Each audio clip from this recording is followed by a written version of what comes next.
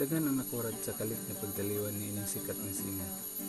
Kay bisan sa iyang kabatanon, kalit siya nga namatay. Mahigala, dili gyud nato matag-an ang kinabuhi. Pwede nga naa pa karon, apan ugma wala na. Apan ang importante, nakapangandam ka ni ining kinabuhiya. Mao kini ang giingon sa Amos 4:12. Busa mao kini ang pagabuhaton ko kanimo o Israel, ug tungod kay kini buhaton ko kanimo, pangandam sa pag-atubang sa imong Ginoo o Israel.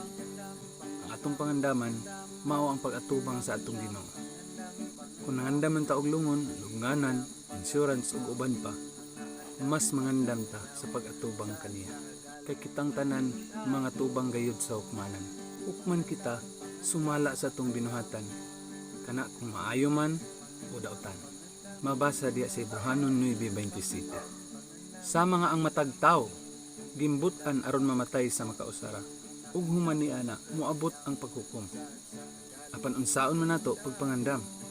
Ang tubag diha sa Roma 10 bersikulo 9. Kay kung sa inyong baba, inyong ilhon si Yeshua, ingon nga Ginoo, ug motuo sa inyong kasing-kasing, nga ang amahan nagbanhaw kaniha, gikan sa mga patay, kamo maluwas. Lucas 9:23-24.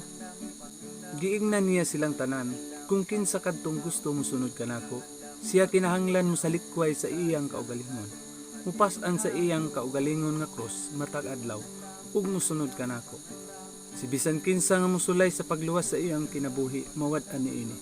Apan si bisan kinsa kadtong nawad-an sa ilang kinabuhi tungod nako, siya maluwas niini.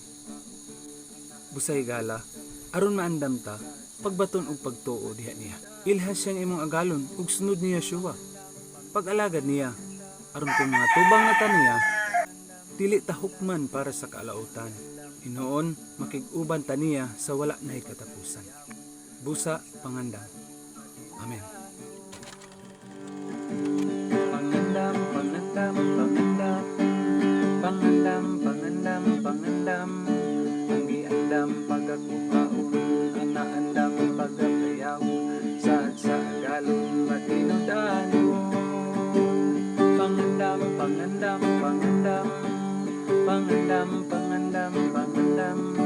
Ang giandam pagakuhaon, ang naandam pagapayaw. Saan sa agalon matinudanon.